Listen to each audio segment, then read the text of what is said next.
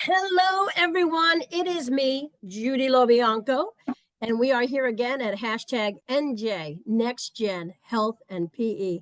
And I am really excited to introduce you to one of my friends who has been a Twitter sensation for quite some time now.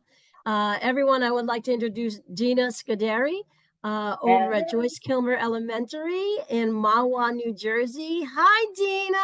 Hey, Judy, how are we doing today? You're doing great. Talk to us about what you teach, where you teach, how you've been doing through this incredible time we have called what we hope is a post-pandemic.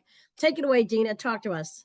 All right. So, hey, everyone. I am an upper elementary health and PE teacher, as Judy mentioned, fourth grade and fifth grade. So my school is almost like a middle school at a younger level. Coming from K3 schools, my school has over 400 students in it. We range between 9 and 10 classes per grade level. So I am the main health and PE teacher at my school. We do have one other teacher who comes in for one day a week and helps me out cover the classes that I can't cover. This is actually going to be the end of December. I'm completing my 20th year of teaching in Mahwah. And that's was my first job. Huh? Yeah, so very excited about that, I have to say. I can't believe it's been 20 years. That's something I can say for certain. I love what I do. I love teaching kids every day. I love waking up, and I don't really call it going to work because I'm going to play all day. Well, I got a million questions. Okay. Shoot. 20 years, that's milestone, right?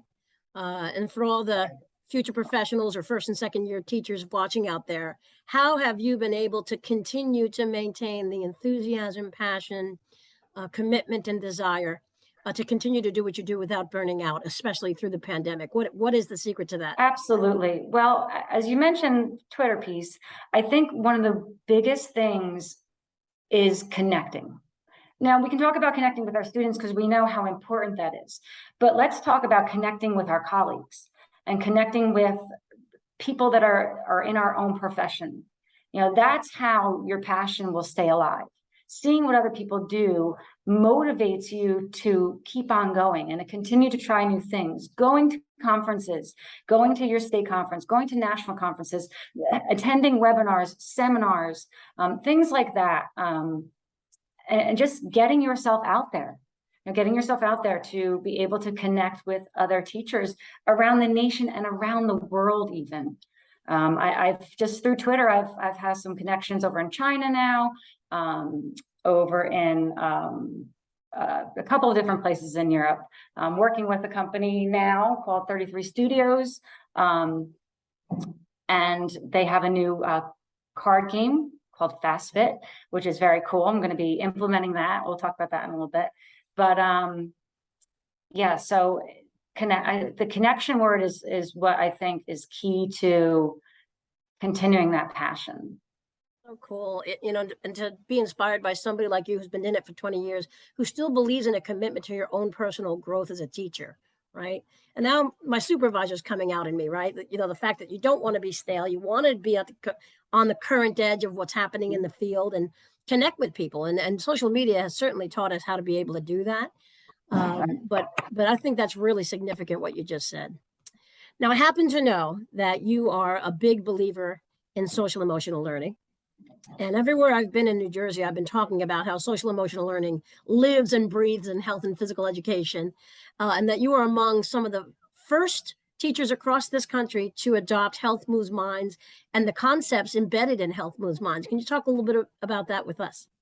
Sure. I mean, since I have been implementing health.moves.minds, I have to tell you, and June, you and I have talked about this a ton, but for everyone else, let's rewind to the word connection. When we talk about mindfulness and really getting to know our students and showing our students that we care about them, that if you have that base layer right there, that's all you need. If your students know that you care about them. So what I do is something called a mindful moment. So as my students enter PE every single day, they show me a signal. There is a picture in my gym of my dogs, and there's 3 different feelings: not so good, okay, and amazing, based on what the dogs are doing. And my students let me know how they're feeling. If they're not doing so good, it's a closed fist. If they're doing all right, they show me a peace sign. And if they're doing absolutely amazing, they show me high fives. And what that does is that starts a conversation. Why are you doing amazing? Are you okay? If somebody's showing this, I'm going to check in with them, of course. Let me know, how you're doing. And it allows for a relationship. And that's what Health Moves Minds and SEL does. It allows for relationships to have with your students, as well as your colleagues in your building, carrying that SEL going into your professional relationships as well, right?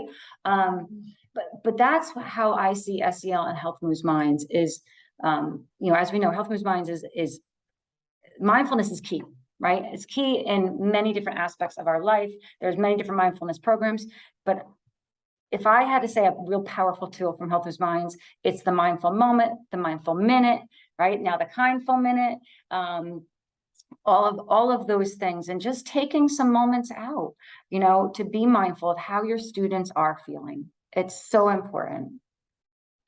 I just love that, because I've been talking about how important it is before you start to teach the content in physical education, the empathy you need and the ability to be able to know what's going on inside that child, teaching the child from the inside out, and really connecting with them about where they are in physical education, and then doing all the fun stuff like throwing and catching and absolutely manipulatives and all that kind of cool stuff.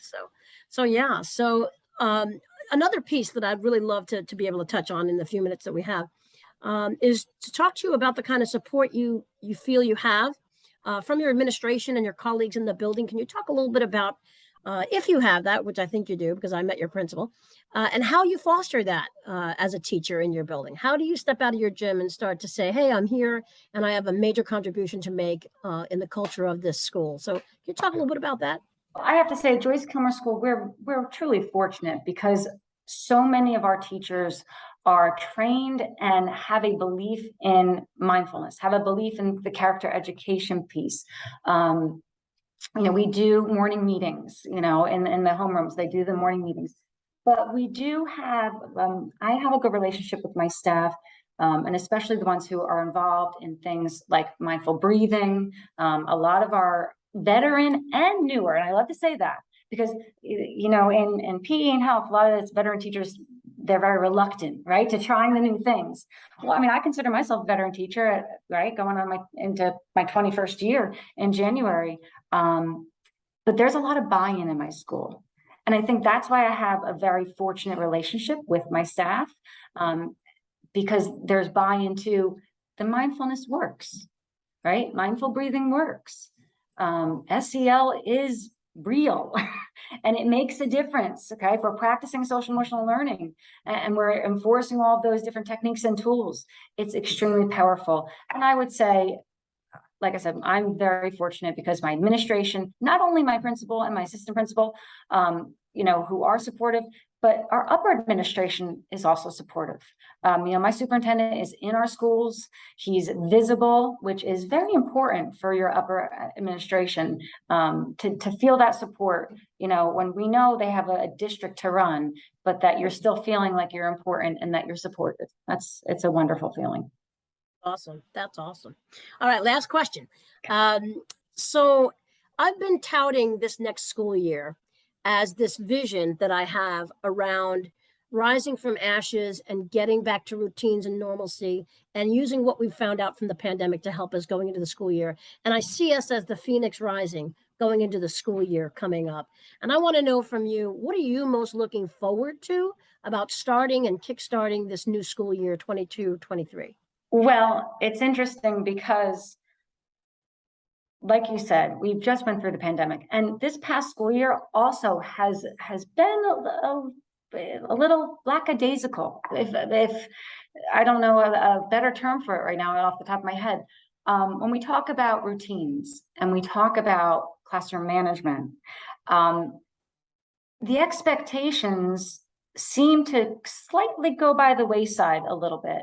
And again, not my expectations, but I feel like in districts all around the country, we've been a little bit real easy on our students. And not that I'm a hard teacher, but we have expectations, and we should all have expectations, and the expectations should be met, especially when it comes to social emotional learning and how we're treating others. That's going to be a real goal of mine, because even currently running some camps right now as we speak, it's something that the children are still needing to be taught. They need to learn how to treat one another. Now, that being said, I have another side of it, not SEL piece, but when the pandemic hit us, I received a grant for Heart Zones, for those monitors, and I never got to use them. So a big piece of me this year is I have a new theme: let's make fitness fun.